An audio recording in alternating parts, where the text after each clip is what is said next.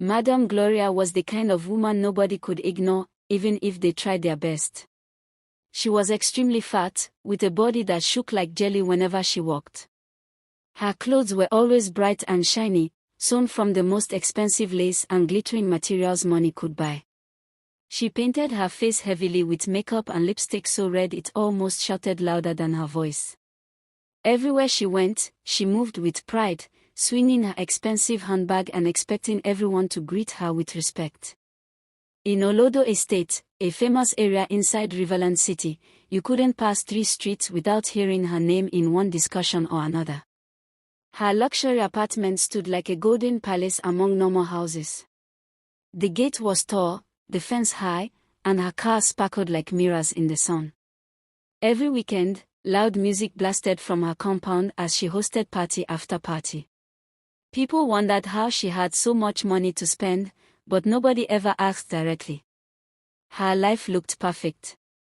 She enjoyed herself, her wealth, and the constant attention of everyone around her. She believed life was too short to live quietly, so she made sure her presence was known everywhere she went. Madame Gloria also owned a very beautiful gold-selling office in the heart of Riverland City. The office was fully furnished with shining glass tables, rich sofas, and perfumes that filled the entire place. Many people came to buy gold from her because her shop looked like something from a foreign country. Even when she wasn't there, her workers spoke proudly of her. Everyone believed she was simply a strong woman who worked hard and enjoyed her blessings. Nobody ever questioned how her business became so successful or why she never ran out of money. Her personal life was another favorite topic in Olodo Estate. Madame Gloria's husband had died 20 years earlier, and she never remarried. She lived alone in Riverland City while her 3 children stayed abroad. They rarely visited, and some neighbors wondered why, but Madame Gloria always waved her hands and said she preferred to live alone. She acted like a queen whose kingdom needed no partner beside her.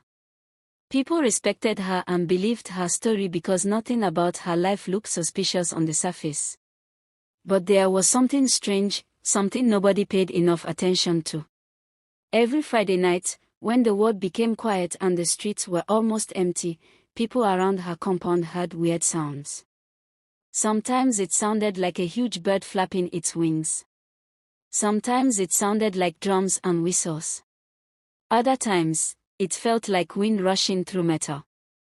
The neighbors whispered about it, but they always ended with the same conclusion. It's Madame Gloria's party again. She's just enjoying life. No one suspected that those sounds were not from normal life. No one imagined that behind the flashy clothes, loud makeup, and heavy gold, Madame Gloria carried a darkness deeper than anyone could understand. Behind all the bright clothes, heavy jewelry, and constant parties, Madame Gloria carried a secret that would have destroyed her if anyone ever found out. People saw her as a wealthy widow who loved enjoyment, but they didn't know the true engine behind her riches. Every Friday night, while the rest of Olodo Estate slept peacefully, Madame Gloria prepared for something far from ordinary. She would switch off all the lights in her house, burn strange incense that smelled like old wood and blood, and sit alone in her large living room waiting for her master. Her heart always beat fast, not with fear, but with excitement, because she knew more wealth was coming. As the clock approached midnight, the air around her compound changed. The breeze grew suddenly colder. The trees began to shake. The sky above her house turned unusually dark. People around her area sometimes noticed it. Some heard the loud flapping of wings like a giant bird trying to descend. Others heard sounds similar to ancient drums, as if someone was performing a ritual. A few residents even claimed they heard whispers, but they convinced themselves it was nothing serious. Nobody imagined the truth. Those sounds came from the spiritual world meeting the physical world right inside Madame Gloria's compound. The moment the clock struck 12, a giant shadow always appeared in her compound. It wasn't an ordinary creature. It was a spirit in the form of a massive eagle, with wings so wide they covered half of her compound and eyes that glowed like fire. The eagle spirit was the source of Madame Gloria's wealth, beauty, boldness, and long life. It was both her master and her destroyer. Each Friday, it came to renew her powers, strengthen her charm, and bless her with more riches. In exchange, she owed the eagle one thing: young blood. Without it, her wealth would disappear, and she would return to the hopeless life she once lived. Every time the eagle spirit arrived, Madame Gloria knelt with full respect. Her loud voice became quiet. Her arrogance disappeared. Her fat body trembled with fear and reverence. The eagle spoke to her in a language no human ear could understand, but she heard every message clearly inside her spirit. It reminded her of her responsibilities, warned her against disobedience, and demanded the next sacrifice. She offered him a drink mixed with a charm that pushed victims into unconsciousness. Within minutes, Tond collapsed on the sofa, unable to speak or move. His eyes were open, but his spirit was trapped.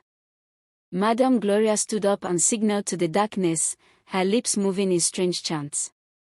Outside, the wind changed direction. The trees shook violently. The whole compound felt like the ground itself was breathing. Suddenly, the spiritual eagle descended into the compound. Its wings were massive, its eyes burning like hot coal. It entered the living room through an invisible opening only Madame Gloria's charms could create. The eagle spirit stood overturned, its shadow covering his entire body. With no emotion, it grabbed him by the shoulders and lifted him into the night sky. Tond did not fight. He was already lost. Within seconds, the eagle carried him away, disappearing into the darkness. Nobody was found. No sign remained. Tond simply vanished. The next morning, Madame Gloria stepped out of her house looking fresher, younger, and even wealthier. People greeted her with admiration, not knowing that a promising young man had just been sacrificed. Amoka waited for weeks, then months, but Tond was gone. His parents cried and prayed, but no answer came. To the world, he had disappeared. To Madame Gloria, it was just the first step in her long journey of darkness and blood. After Tond's sacrifice, Madame Gloria woke up feeling stronger than she had in years. Her body was glowing, her skin shining like someone who had just returned from a secret paradise. Her gold customers called non-stop. Her bank account grew massively, and she didn't even lift a finger. She laughed deeply whenever she remembered the eagle taking Tond away. Her neighbors noticed her sudden brightness, but nobody questioned anything. They believed she was simply enjoying her money and the fact that her 3 children were abroad. She drove a new luxury car that same week, one that made the entire Olodo estate stand still. Women stared with envy and men at the corner bar nodded respectfully. Soon, people in the estate began calling her Madam Miracle or Madam Money, because nobody understood how she made her riches. On Fridays, her compound became a strange place again. The weather around the house became colder than the rest of the street. Dogs nearby barked uncontrollably.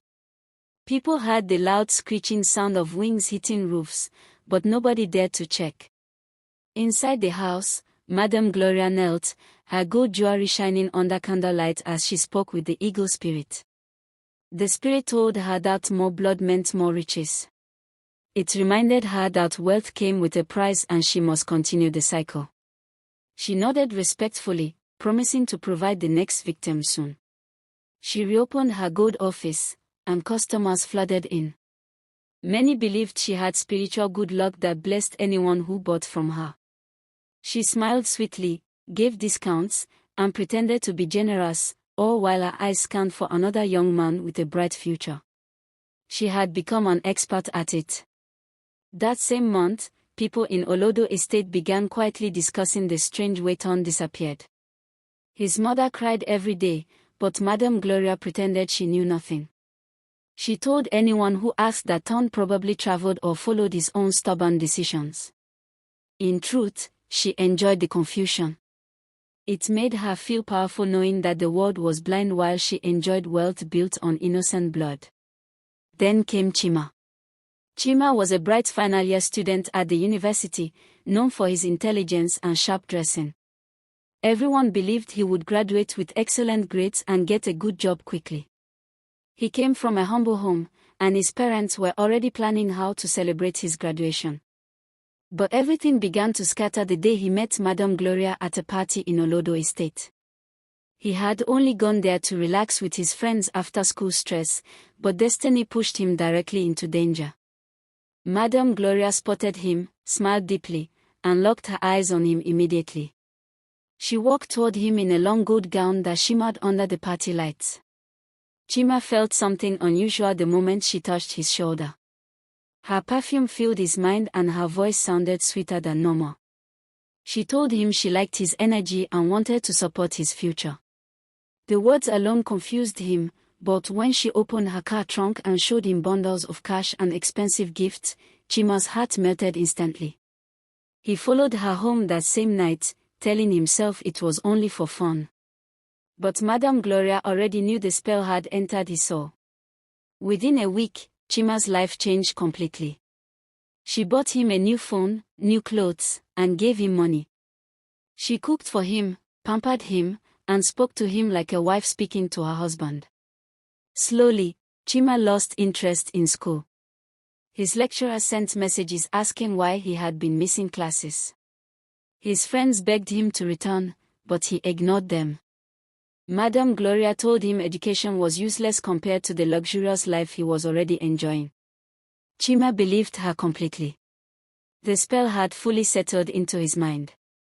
His parents traveled to Riverland City to check on him, worried about his sudden silence.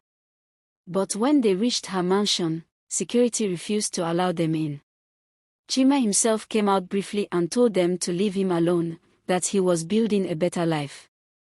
His mother cried and begged him to return home, but he walked back into the compound without looking back. Madame Gloria watched from the balcony with an evil smile.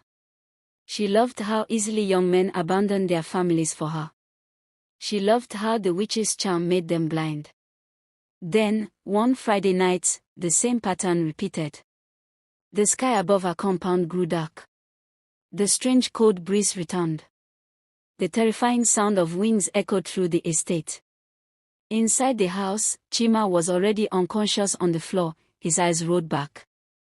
Madame Gloria knelt before the spiritual eagle, offering Chima's destiny as sacrifice. The eagle spread its massive wings, lifted Chima like a piece of paper, and vanished into the night sky. By morning, Madame Gloria was richer again, laughing loudly and dressing extravagantly like nothing had happened. After Chima vanished, her wealth increased again, and her lifestyle became even louder. She changed her cars like clothes, wore new wigs and new gold jewelry every single day. People admired her. Some envied her. Others wondered about her, but nobody dared speak openly. Her mansion became a place of temptation for young men around Olodo Estate. They joked that entering Madame Gloria's house was like winning a jackpot. She gave boys money, bought them phones, and took them out like real couples. They saw the glamour but never saw the danger. Even when some of the boys suddenly stopped coming out or stopped talking to their friends, nobody connected the dots. People simply said they relocated or traveled. It was a relationship built on secrecy, death, and deep spiritual darkness, far beyond what any neighbor could ever guess. Whenever the eagle finished speaking, the wind around her house calmed instantly. The strange sounds disappeared. The trees stopped shaking, and Madame Gloria would act as if nothing happened. By morning, she would be back to her noisy, extravagant lifestyle, greeting neighbors, laughing loudly, and pretending to be the happiest woman alive. People admired her beauty and wondered how she stayed fresh and glowing despite her age. Nobody connected her youthfulness to midnight darkness. To everyone in Olodo Estate, Madame Gloria was simply a rich, lively widow. In reality, she was the servant of a spirit that fed on human souls. Many years before the entire community knew the name Madame Gloria, she was just an ordinary widow struggling to survive. Her husband had died and left her with nothing. Her children were abroad, living their own lives, and she hardly heard from them. She sold small items by the roadside, but the money never lasted. Most nights, she slept hungry and cried herself to sleep. Her body was thin, her clothes were old, and life seemed to beat her from every direction. People who now feared her would never believe that she once looked weak and hopeless. One day, after suffering too much, her closest friend named Busy visited her. Busy looked at her face and saw the frustration that had eaten deep into her spirit. She knew Madame Gloria needed help, but not ordinary help. Busy leaned forward and whispered that she knew someone in Dhaka village, a woman who was not just a healer, but a powerful witch who could turn destinies around. At first, Madame Gloria was scared.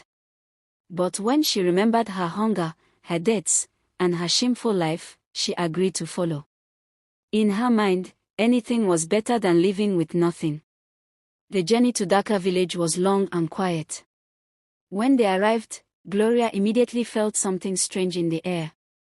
The place was silent yet heavy, as if the wind itself was watching them. They entered a small hut covered in red cloth and cowries. Inside, an old woman sat on the floor, her eyes shining like she could see through both flesh and spirit. She did not greet them normally. Instead, she stared at Madame Gloria for a long time, as if she had been expecting her before she was even born. Gloria's skin crawled, but she kept quiet because she was desperate. The witch finally spoke. Her voice was rough like a broken drum. She told Madame Gloria that she had a destiny, but it was tied to young blood. She explained that the world had already chosen Gloria's path, but Gloria had to decide whether she wanted to walk it.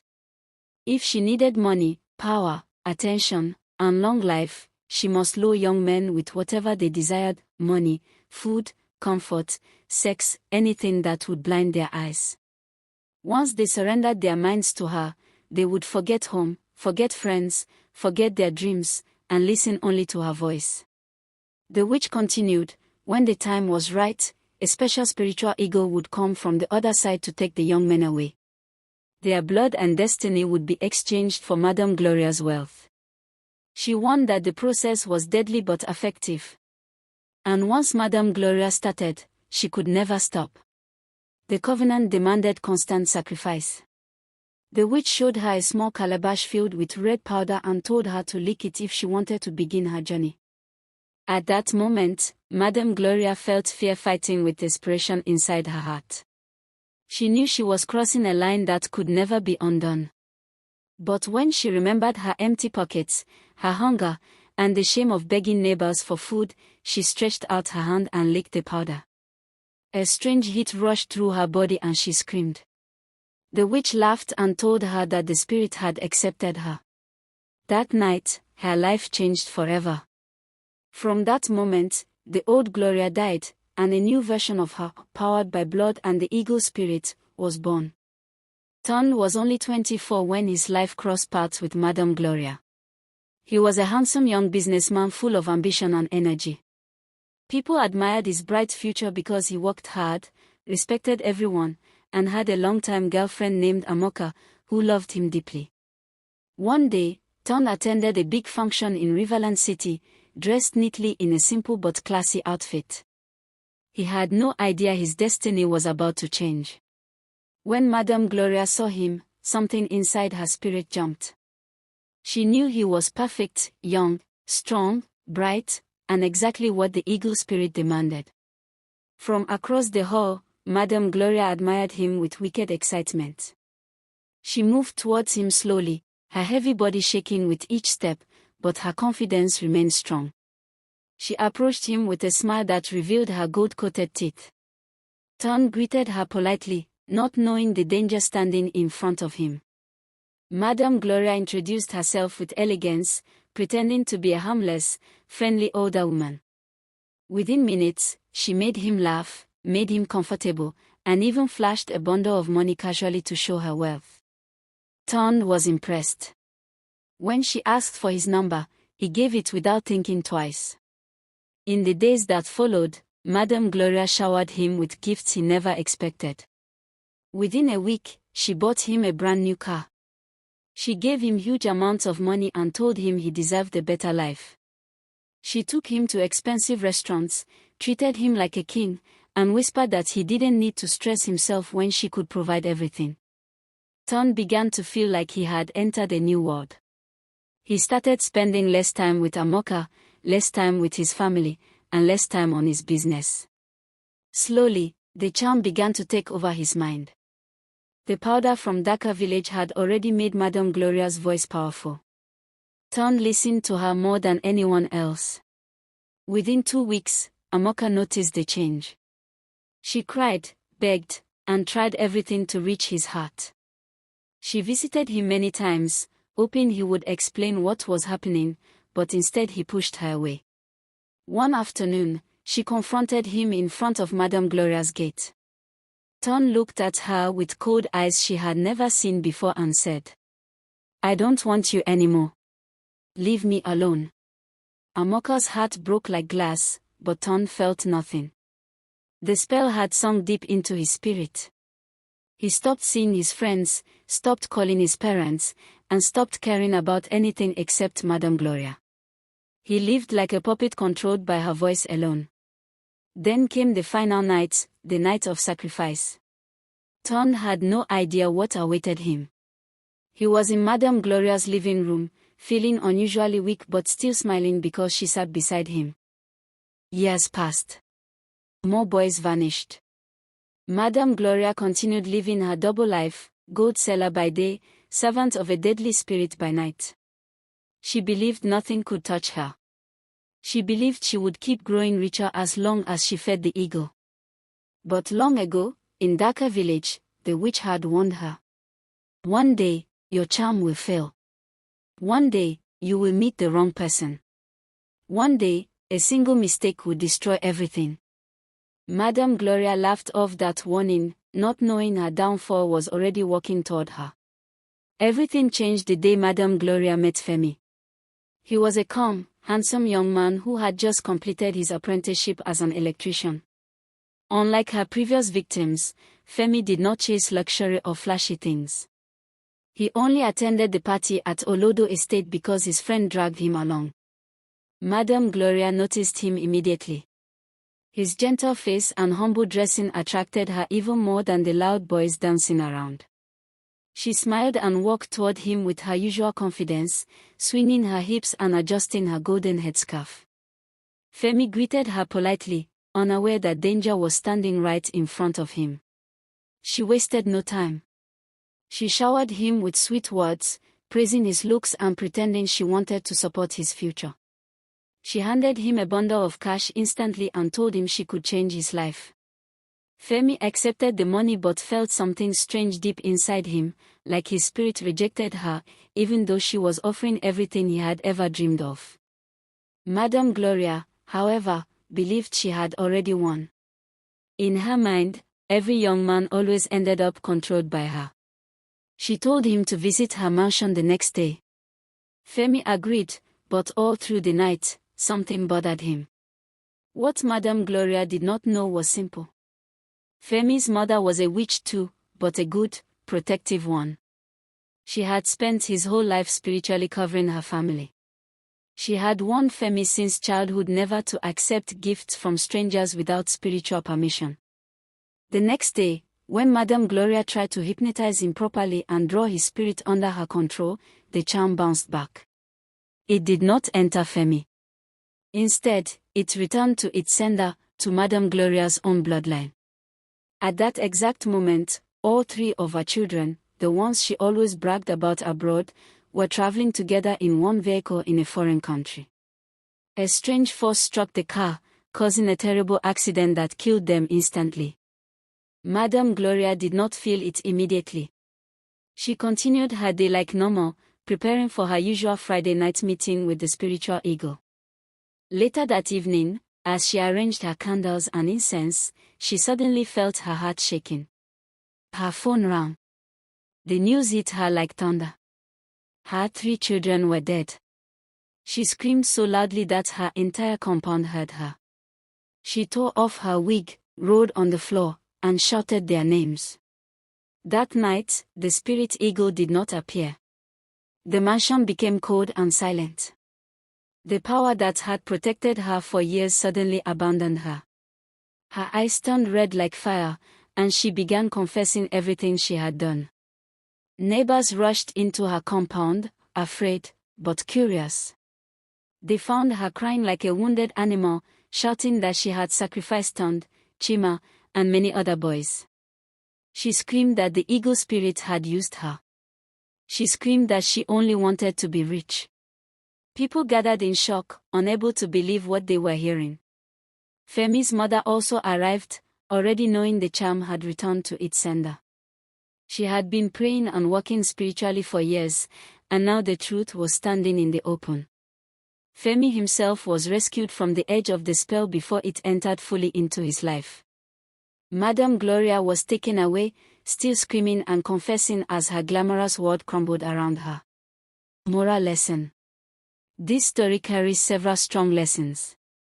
1. Greed destroys more than it gives. Madame Gloria wanted wealth at all costs, and she got it, but it was built on innocent blood. In the end, the same evil she used on others returned to her and took the people she loved most. 2. There is no free gift without responsibility. Tond, Chima, and others allowed greed and excitement to blind them. They accepted money, cars, and comfort without asking where it came from. Not every open door is from God, some doors lead straight into darkness. Thanks for watching. Please subscribe to my YouTube channel for more African story.